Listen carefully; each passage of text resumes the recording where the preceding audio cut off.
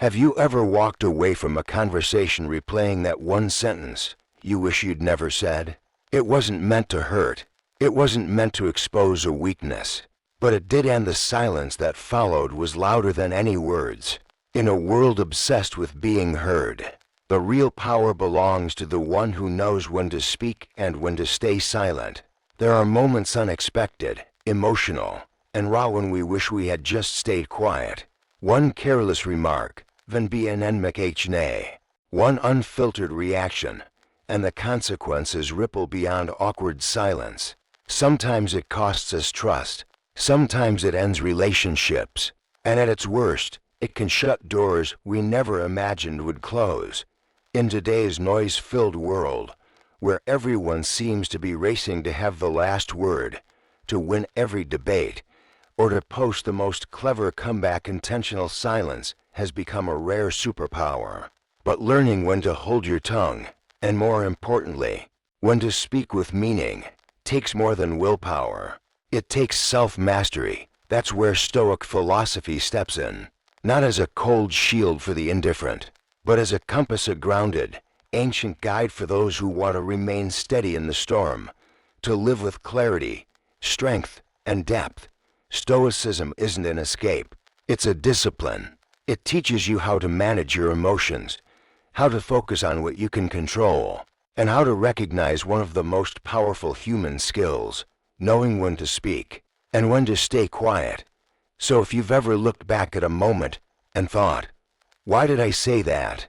If your words have ever betrayed your intention, your values, or your peace of mind, this video is for you. Stay with me until the end, and you'll walk away with 7 Stoic tools to help you transform your speech from a liability into a true asset, your quiet edge in a loud world. Number 1, listen more, speak less. Have you ever shared something important only to be interrupted with, "Yeah, I know that already," or opened up vulnerably, just to hear a distracted laugh as the conversation shifted back to them? It's become painfully clear in today's world. Talking is easy. Listening, that's rare. Scroll through any feed and you'll see millions yelling, "Listen to me." But how many are truly willing to be silent and listen? To the Stoics, listening isn't passive. It's not about being submissive. It's a sign of strength, a mind that resists the temptation to perform, to react, to be seen. True listening is like a master swordsman. They don't swing wildly. They wait, they observe, and strike only when it counts. The wise don't fill silence with words. They use silence to understand. Let me tell you a story, one that shows how presence, not speech, can say everything. Dave is a rideshare driver in Manhattan.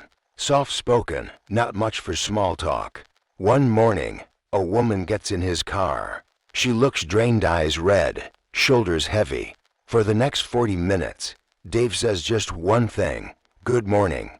He places a bottle of water in the cup holder, turns off the radio, glances in the mirror now and then, not to intrude, but just to make sure she's okay. When they reach the destination, she steps out, leaving behind a folded note on the seat. It read, "I just lost my father. Thank you for letting me sit in silence." This ride was the kindest thing I've experienced all week. Dave didn't say a word, but somehow, he said exactly what needed to be said. "I'm here. I see you." Listening isn't just about staying quiet while someone else speaks. It's about being present. It's an active choice. It's choosing to ask, "Do you mean?" It's allowing silence to breathe instead of rushing to fill it with noise. Great listeners don't jump in with advice. They don't pretend to have all the answers. They ask. They wait. They hear what wasn't said. In meetings, they're the quiet ones, but somehow, they always understand the room better than anyone else. In relationships, they're the one people turn to, not because they talk the most, but because when it matters, they're the ones who truly hear. A great salesperson doesn't just pitch. They ask the question that unlocks the real problem. A great doctor listens not only to symptoms, but to the fear behind them. And a great friend, it's not the one who always gives advice. It's the one who sits with you in silence when you need it most. Up next, let's go deeper. Because silence isn't always comfortable, and sometimes it takes more strength to hold your words than to speak them. Sometimes the most powerful connection isn't built through words, it's built through silence. Like we saw in Dave's story, the ability to listen without rushing to speak can leave a deeper impact than any well-crafted reply. So, how do you start building that kind of presence? Here's a simple challenge. For the next 7 days, in every conversation, keep count. Track how many questions you ask versus how many opinions you give. If you're asking twice as often as you're talking, you're moving in the right direction. Try letting the other person speak at least 70% of the time. It might feel uncomfortable at first, especially if you're used to jumping in, finishing sentences, or offering advice. But over time, you'll notice something. Most people don't want to be fixed. They just want to be heard. And here's where it gets interesting. The better you get at listening, the less you'll feel the need to speak. When you understand someone deeply, you stop guessing. You stop trying to correct. You stop fighting over small points because you can already see the bigger picture. That's why the most respected people in any room often say the least. But when they do speak, every word lands. What's truly surprising is that when you start fully listening to someone else, you begin to learn a lot about yourself. You notice the impulse to interrupt. You hear your own mind drafting a response before the other person has even finished their thought. You feel that itch to say, "Let me tell you my story." Becoming aware of that inner script, that's real growth, because suddenly you're not speaking to win, you're speaking to connect. Epictetus once said, "Nature gave us 2 ears and 1 mouth so that we might listen twice as much as we speak." Nature doesn't make mistakes. That ratio is intentional. The only question is, are you living it? Or are you speaking in reverse? Because once you start taming your words through listening, you'll realize something important. The real challenge isn't your mouth, it's your mind. Why? Because what often causes you to say something you later regret isn't lack of knowledge, it's emotion, rising too fast to stop. And that leads us to the next lesson. What if emotion is the silent manipulator behind nearly every conversation you've ever ruined or regretted? Number 2, control your emotions. Here's a truth most people only realize when it's too late. Words aren't harmless. They're like arrows. Once released, you can't pull them back. And the most damaging words we ever speak, they're not spoken in reason, they're spoken in reaction. We get angry, frustrated, wounded. We snap, and in those quick bursts of emotion, we can destroy trust, love, or years of goodwill with just a few careless sentences. That's why learning to manage your emotions before you speak isn't a suggestion, it's survival. Now, Stoicism isn't about silence for the sake of silence. It's about awareness. It doesn't say never speak. It says, speak with control. Because real freedom isn't the power to say anything you want. It's the strength to hold back until your words reflect who you want to be, not just how you feel in the moment. Let me ask you, have you ever been so angry that you just had to say something, only to regret every word minutes later? Maybe you leaked a secret in frustration.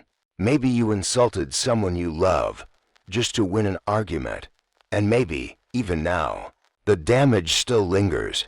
These moments are more common than we like to admit. They happen at the dinner table, in meetings, in texts, in online comments typed in haste.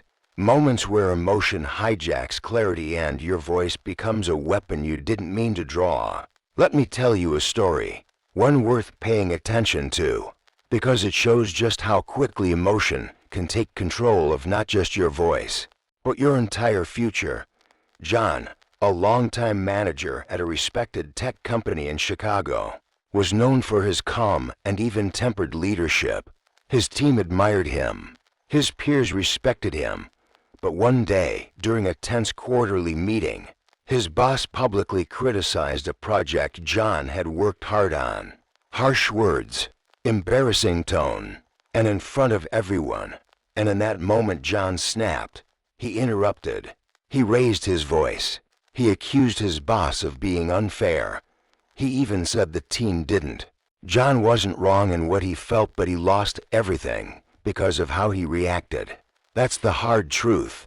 His words, born from a place of pain and frustration, didn't reflect his values, only his emotions. And in a matter of seconds, his years of respect were erased. The room had gone completely silent. No one defended him. That very afternoon, John was removed from his managerial position, and all because he didn't pause. It's wild to think if he had just taken 3 seconds to breathe, maybe things would have ended very differently. That's the life-altering shift Stoicism asks us to practice. Learn to pause before you speak. Don't speak when you're angry. Don't explain yourself when you're hurt. Don't respond while your mind is still storming, because in those moments, you're not speaking from clarity, you're speaking from chaos. Modern neuroscience confirms what the Stoics knew thousands of years ago. When you're emotionally triggered, the amygdala, the part of your brain that processes fear and aggression, hijacks your prefrontal cortex, the logical part of your brain. So yes, when you're angry, you're literally less intelligent. You're not speaking from your best self. You're speaking from your stress. So ask yourself, are you okay being the spokesperson for your anger? Or would you rather wait and speak for your values? Here's the twist: emotional control doesn't mean emotional suppression. It's not about bottling things up until you explode. It's about transforming your response before it becomes regret. One powerful tool: label your emotions with precision. Don't just say I'm mad. Say, I feel disrespected, or I feel overlooked, or I feel powerless. Why? Because the moment you name an emotion, you shift control back to the rational part of your brain. It gives you just enough mental space to detach and choose a wiser response. Another tool: write before you speak. If you feel like you're about to explode, don't text, don't call, don't confront. Grab a pen. Write down exactly what you want to say, but don't send it. Write it by hand. Slow your brain down. Turn the emotion into language. Shape the chaos into clarity. Abraham Lincoln used this exact method. Whenever he felt rage, especially toward a rival or critic, he would sit and write a letter pouring out everything he wanted to say. Then he'd fold it and file it away, never to be sent. They were called his letters of venting. It wasn't for the other person. It was for him to regain clarity and protect his dignity. You can do the same. Add a physical anchor if needed, something small, like gently pressing your fingers together or exhaling slowly through your mouth. These tiny rituals act like a circuit breaker for your brain. They send a signal: pause, reclaim control. These aren't tricks. They are tools, shields for your peace of mind and your personal power. Learning to control your voice isn't about always being quiet. It's about being deliberate, knowing when to speak, what to say, and how to say it. And sometimes, the most powerful thing you can say is nothing at all. So ask yourself, have you ever said something in anger that you still regret? Was it worth it? If you're comfortable, share your moment in the comments, not for shame, but for growth. Because the more we reflect, the more we all learn to speak with purpose, not impulse.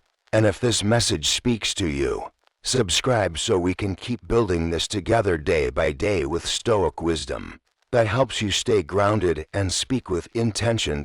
Now, let's move to the next principle, one that challenges a popular myth that speaking your mind is always a sign of strength. In reality, the wisest people speak less than they think. So if the wise speak less than they think, what does that actually look like in everyday life? Well, it's not about saying nothing. It's about knowing what's worth saying and what should be left unsaid. Because people with true discipline aren't the ones who think less. They're the ones who think enough, and then speak just enough. It's not silence from emptiness, it's silence from self-control. Think back to the last time you had coffee with a group of friends. One person quietly shared that they were thinking about changing jobs. Before they even finished the sentence, someone jumped in. To be honest, switching jobs now is a dumb move. Another chimed in with a quick "just being real," and suddenly the whole conversation shifted. What began as a moment of vulnerability quickly spiraled into a chorus of judgment. The original speaker went quiet, nodded politely, smiled, but inside, they shut down. And maybe, just maybe, they'll never open up to that group again. The lesson, a valid point, said at the wrong time, in the wrong way, to the wrong person, might as well be completely wrong. The Stoics understood this deeply. They don't stay silent because they have nothing to say. They stay silent because they value what their words cost. Every sentence you speak carries a price. Sometimes that price is energy. Sometimes it's privacy. Sometimes it's trust. And once trust is lost, it rarely returns. The more you grow, the more you'll notice you don't need to be in every conversation. Not because you're indifferent, but because you're tired of cleaning up the mess careless words leave behind. Epictetus said it best: if you want to improve, be content to be thought foolish and stupid. That isn't a call to silence. It's a challenge to master the ego that always wants to correct, impress, and be heard. Because wisdom isn't always loud. Sometimes it's letting someone else misunderstand you and staying calm anyway. Let me tell you a story, because somewhere inside it, there's a lesson we all need. Thomas worked in finance. Brilliant mind, quick with logic, sharp with numbers. In one internal meeting, his boss presented a new idea, one that, frankly, wasn't well thought out. Annoyed, Thomas jumped in. He pointed out every flaw, dissected it publicly, word after word like a scalpel. He wasn't wrong, but he was fast, blunt, and his words, though logical, stung. His boss didn't react right away, but a few weeks later, Thomas was quietly removed from a major project. No fanfare, no explanation, just gone. The real reason? Leadership thought he wasn't a cultural fit. Thomas hadn't failed because of lack of skill. He failed because he was right at the wrong time. That moment changed him. He started a new habit: writing down his thoughts before meetings. Then, he'd wait. 10 minutes later, he'd reread them and ask, am I saying this to contribute or to prove I'm smart? If the answer was the latter, he stayed quiet. And over time, people began listening more when he did speak. His silence became a signal of depth, not hesitation. He wasn't speaking less because he didn't know. He was speaking less because he finally understood. You can build the same discipline. Here's a simple practice. When a thought pops into your head, don't say it immediately. Imagine every word costs money. Speak less and mean it more. Give yourself just 3 seconds of space before speaking, and in those 3 seconds, ask yourself, this moment, this person, this thought, is it necessary?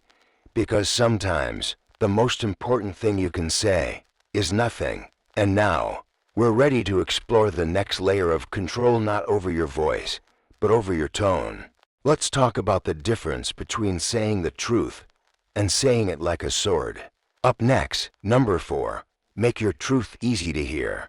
Last time, we reflected on the value of restraint, the strength to think before you speak. Now, let's explore how that same restraint becomes your hidden strength when it comes to what you choose to share. Because believe it or not, saying less can completely shift the outcome of a conversation. Have you ever felt a strange pressure just by speaking too much? Like the moment you say your plan out loud, suddenly you're accountable for it. The moment you express an idea, you're expected to defend it. Even when you share a dream or emotion, you're now vulnerable to doubt, judgment, or misinterpretation. But what if you didn't? What if you held just a small piece of it back? When you do that, you gain something powerful: freedom. The freedom to pivot, to adjust, to change your mind without shame. Not every thought needs a microphone. Not every plan needs an audience. And certainly not everyone deserves access to your inner world. You don't have to speak to prove you exist.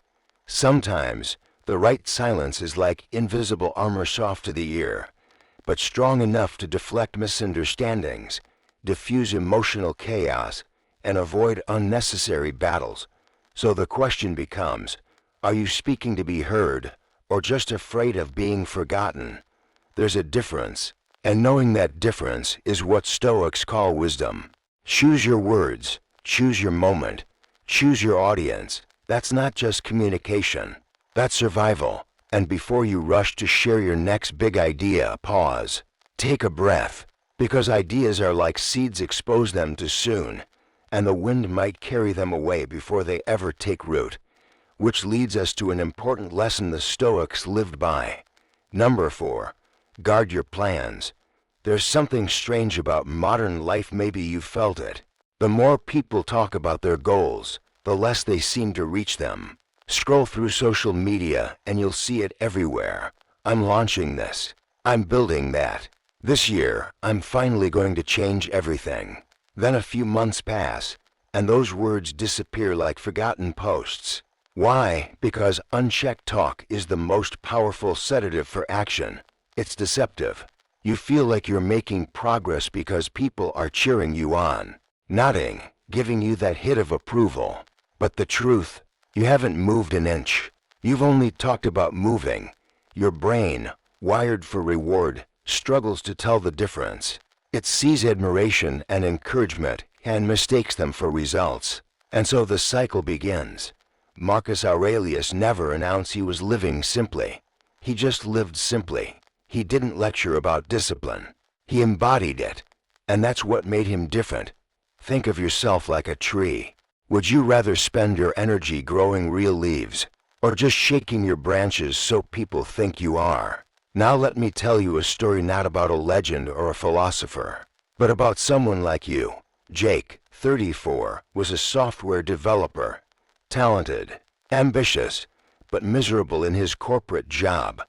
He always talked about building his own app. He had big ideas, great ones. His pitch was magnetic, his sketches detailed, his vision clear. His friends believed in him. His presentations got applause. Would you rather spend your energy growing real leaves, or just shaking your branches so people think you are? Now let me tell you a story not about a legend or a philosopher, but about someone like you. Jake, 34, was a software developer. Talented, ambitious, but miserable in his corporate job.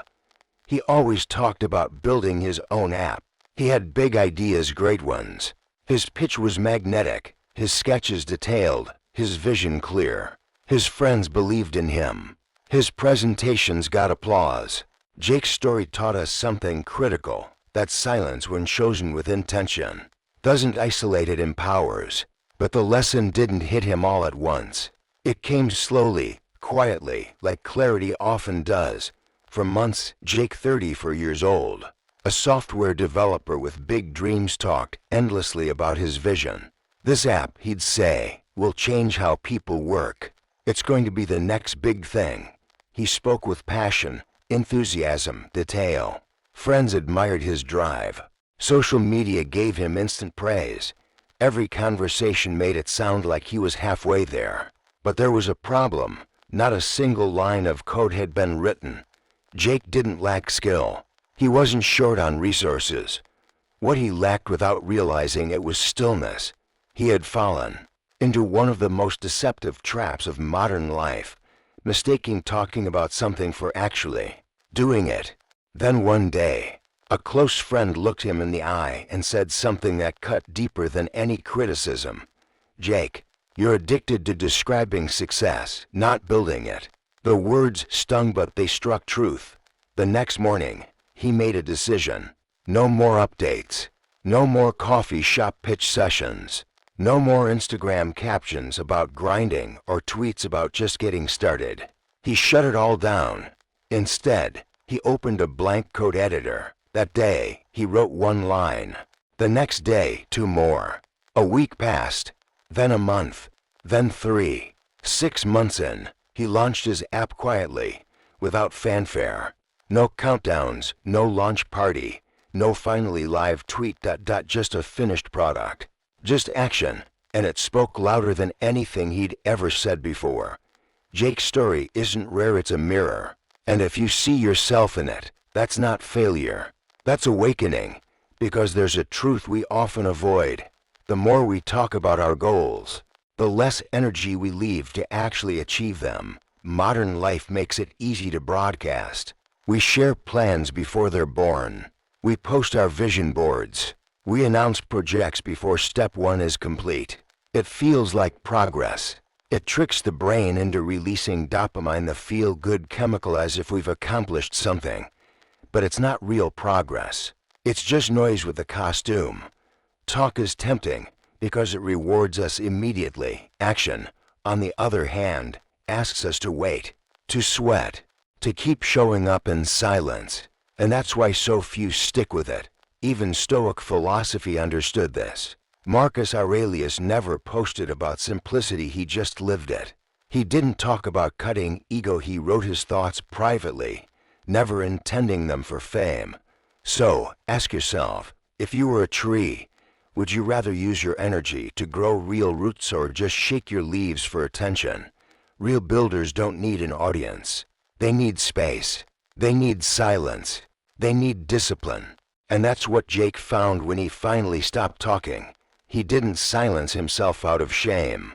He did it out of respect for his dream, his craft, his time. And when he finally had something to show, the results didn't need explaining.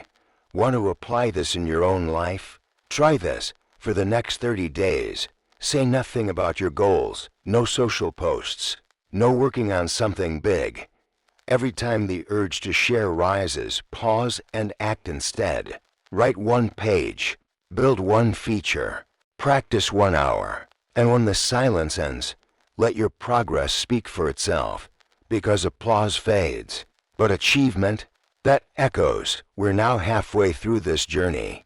And if you're still here, it means you're not just learning, you're transforming. You're choosing substance over noise. And you're starting to understand that your energy is precious to waste on people who haven't earned your trust. Which brings us to the next lesson. If protecting your plans is about focus, then protecting who you share them with is about survival. Let's go deeper. You've just seen how protecting your plans preserves your energy. But equally important is protecting who you share them with. Because not every listener deserves access to the most vulnerable chapters of your story. Let me take you into a moment that changed someone's life. Mark was a personal trainer, just getting his footing in the competitive world of fitness. He had energy, ambition, and a dream to open his own space, something small, honest, rooted in community. There was someone he believed to be a close friend, someone he'd known for years, who offered advice and always asked how things were going. Naturally, Mark confided in him. He shared everything: his marketing strategy, client base, financial stress, and even admitted one day, "I don't know if I can keep this going another month." The friend listened, nodded, offered encouragement. 2 months later, a gym opened 1 block away. Sleek branding, near identical services, and targeted ads focused on Mark's core clientele. The owner, that same friend. What stung wasn't just the betrayal, it was the realization that he gave someone the map to use against him. This doesn't only happen in business. It happens in offices, when you vent to a coworker and suddenly notice your manager's tone shifting. It happens in families when your honest confession becomes emotional leverage. And it happens online, where people pour their hearts out to strangers thinking vulnerability equals healing, but don't always realize the internet remembers forever. Here's the Stoic truth. Feeling lighter after saying something doesn't mean it was wise to say it. Just because it felt good in the moment doesn't mean it won't cost you later. So what's the solution? Not to shut yourself off completely, but to filter before you speak. Ask yourself, will sharing this make me stronger? Or am I giving someone ammunition they might use later? If the answer isn't clear, stay quiet. Everything you say is filed away in someone's mental hard drive. You might not even be present when your words resurface, but they will. Maybe in a closed-door conversation, or worse, in a calculated move against you. Want a practical way to build this discipline? Try the 3-time appearance rule. Don't share anything personal with someone who hasn't shown up in your life at least 3 times in joy, in struggle, and in silence. Why silence? Because anyone can celebrate your wins, but someone who stays with you when there's nothing to gain, that's the one who's safe. You'll see this principle everywhere. CEOs keep new product ideas under tight wraps not because they're paranoid, but because they understand the stakes. The biggest leaks don't come from enemies. They come from familiar mouths that lack loyalty. Your life, too, is a product in development. Don't let someone judge the prototype before it's ready. Don't let casual voices shape permanent doubts. Silence, when used wisely, becomes your invisible shield. It keeps chaos out and clarity in. A true confidant won't need every detail. They'll sense the truth without you having to spell it out. There's a line in the Bible that says, "Do not cast your pearls before swine, lest they trample them underfoot and turn to tear you apart." It's not an insult to others, it's a reminder to honor your own value. Not everyone is capable of protecting what you give. So take a moment. Ask yourself, who are you trusting with your inner world? Do they honor it or just tolerate it? Are they a vault or a funnel? Someday, you'll learn this quiet truth. The person who knows the most about you may not truly understand you. And the one who understands you deeply, they might not need to know every detail. That's when you'll discover something profound. Silence isn't just the absence of words. It's the presence of wisdom. But that raises a question. How much silence is too much? Where's the line between calm composure and distant coldness? The answer isn't what you think. Previously, we explored the importance of choosing the right people to trust. But what happens when someone disrespects you not in private, but in front of an audience? You know the feeling. Someone says something unfair, sharp, or downright wrong about you in a crowded room. Your stomach twists. Heat rushes to your face. Your instincts scream. Clap back. Defend yourself. Say something. But maybe just once you didn't. Maybe you stood there, nodded, took a deep breath, and walked away. It didn't feel good, did it? But it hit differently. Because in that split second of restraint, you didn't just control your words. You took back control of yourself. That kind of silence, it's not weakness. It's mastery. The Roman Emperor Marcus Aurelius, one of the greatest Stoics, rarely spoke more than necessary. His now famous meditations weren't letters or speeches. They were private notes, written only to himself. In one lesser-known line, he wrote, "The best revenge is to be unlike him who performed the injury." In other words, don't copy the behavior that hurt you. Don't retaliate. Don't fall into the trap of reaction. Why become a mirror of the very thing you despise? Silence, in these moments, becomes your shield not from others, but from becoming something you're not proud of. Think about it. You've likely heard people say smart things in meetings, in debates, or online, but they vanish from memory. Their cleverness was loud, but forgettable. Now think about the people who speak little, but act with depth, who say only what's needed, and when they do, everyone leans in. Why? Because words are sound waves. They pass. They bounce off walls. They echo, then fade. But actions are gravity. You don't have to see them to feel their pull. There's another reason people struggle with silence, one that few talk about. We're scared of being misunderstood. We think, if I don't say something now, they'll think I'm weak, or clueless, or guilty. But here's the twist. Silence doesn't always invite doubt. Sometimes it invites power. The less you say, the more others have to wonder what you're thinking. And in that uncertainty, you gain influence. Let's make this real. Imagine you're in a tense moment with someone you love. They're angry, emotional, recounting past frustrations. Can you hold their hand, breathe, and say nothing not to shut them down, but to let them finish. When a colleague makes a subtle dig in a meeting, can you resist the urge to fire back? Can you smile, stay calm, and present your point clearly and without drama? There's a man named David. He works in a creative field design. One day, a co-worker stole his concept and pitched it to their boss as their own. Everyone clapped. David said nothing. No confrontation. No dramatic email. But when it came time to actually build the project, everyone turned to David for answers. Why? Because the soul of the idea lived in him. His silence didn't make him invisible. It made him indispensable. From that moment on, people viewed him differently, not just as the creative guy, but as someone grounded, unshakable. That's what true silence does. It shifts how people see you, not as someone passive, but as someone powerful. And sometimes, silence is the medicine you need. 2. When you stop reacting to every negative thought, when you stop venting, spiraling, or over-explaining, something happens. Your emotions begin to shrink. They don't vanish, but they settle. This principle isn't just Stoic. You'll find it in Zen, in Taoism, in mindfulness. The concept of wu-wei non-action, not because you're numb, but because you're processing at a deeper level. Stillness becomes strategy. So here's your quiet challenge for the week. Before you respond to anything upsetting, pause. Ask yourself, is this silence protecting my peace or hiding my fear? Is my reaction necessary or just habitual? The answers might surprise you, because next, we're diving into one of the deepest, most misunderstood powers of speech. It's not about silence, it's about how to speak when it counts, and how to do it with impact. In the previous lesson, we explored how silence, when used intentionally, becomes your invisible armor. But silence isn't just something you practice in conflict sometimes. Its greatest strength lies in restraint during everyday life. So here's a challenge. Try a full day of silence, not literal silence, but intentional silence.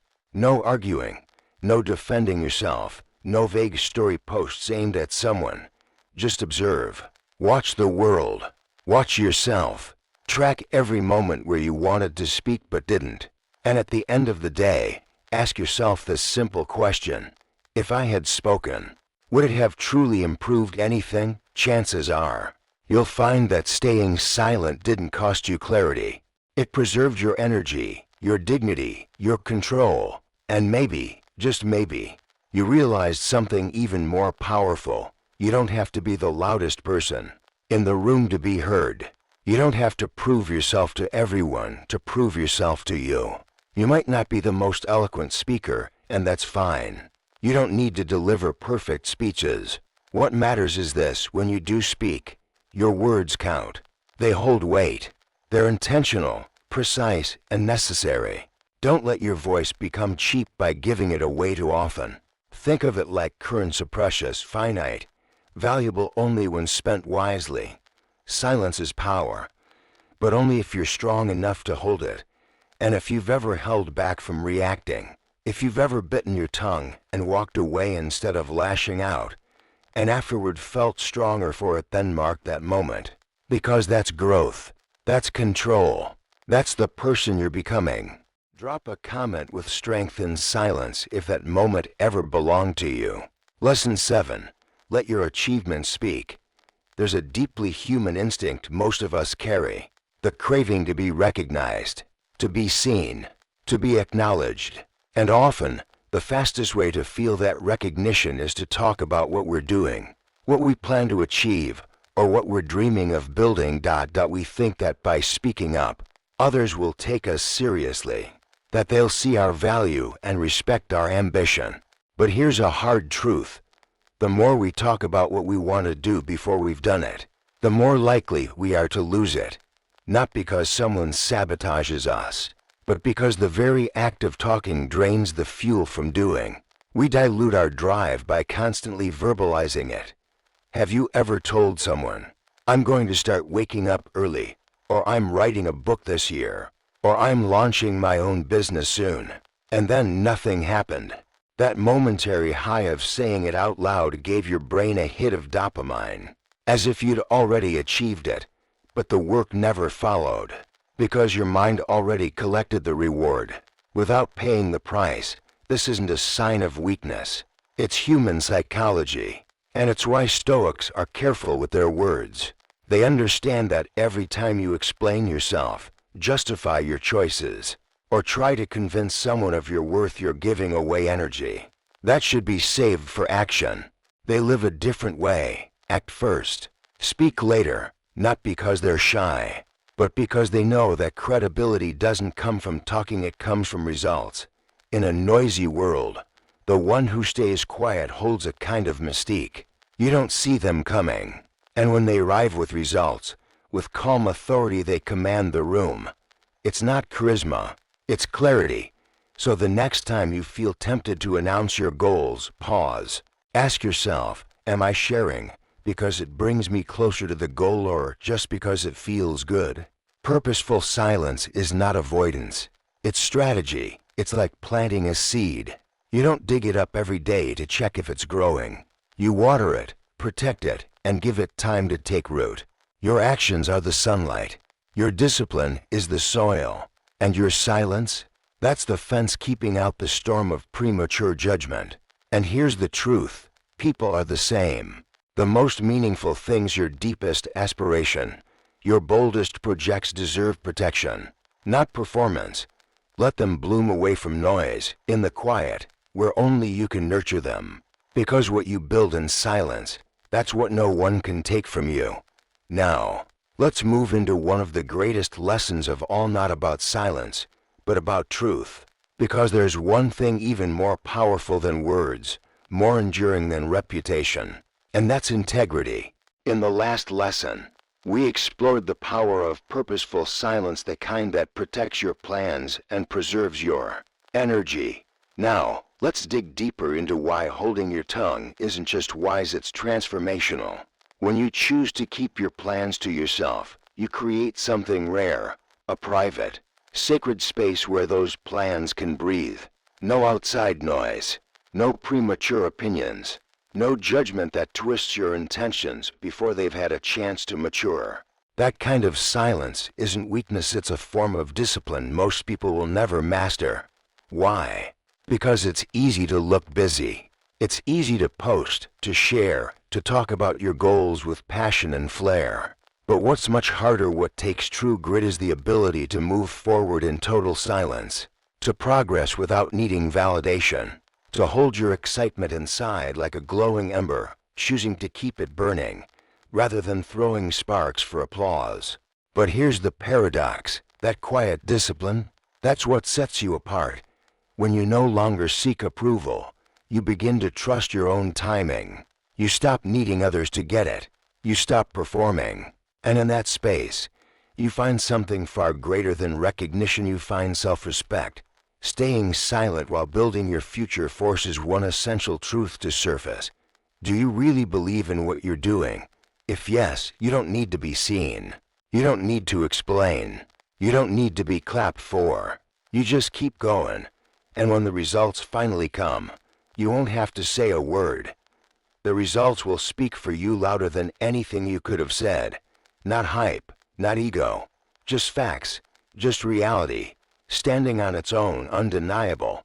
And that's when people pause. That's when they look at you differently. Because while they were talking, you were building. You didn't try to be seen, you became impossible to ignore. So next time you're tempted to post, to announce, to share your next big move, just stop for a breath. Ask yourself, what would happen if I kept this to myself? Am I ready to let the outcome be the only thing that speaks? If the answer is yes, you're on the right path, because the one who controls their words truly controls their life. That's where all real value begins. We've now walked through 7 Stoic-inspired lessons designed to help you master your words. These aren't lofty ideas reserved for philosophers. They are practical tools, everyday habits you can apply right now to live with more clarity, calm, and purpose. From listening more and managing your emotions, to knowing when silence is stronger than any promise, Each lesson has one purpose, to help you live with quiet strength. Because here's the thing, the more you grow, the less you need to talk. Why? Because your actions begin to speak for you. When you learn to command your words, you're not just shaping your communication, you're shaping your identity. You're showing the world you're not ruled by emotion, by chaos, or by the need to be liked. You're ruled by intention, by presence, by clarity. That's the real power of Stoicism. It's not about cold detachment. It's about warm discipline. It's about finding peace within so that no storm outside can shake you. So if this video sparked something in you, an insight, a shift, a pause, go ahead and click like. It might spark something in someone else too. Drop a comment below. Tell us what spoke to you. Tell us which lesson hit hardest. Let's grow this community not with noise, but with reflection. Share this with someone who needs a little more calm today. Someone who's tired of yelling to be heard. Someone who's ready to trade loudness for strength. And don't forget to subscribe, because this journey to mastering yourself, it's just getting started. What's coming next will help you go deeper, stay steady, and rise stronger. Quietly. Thank you for watching.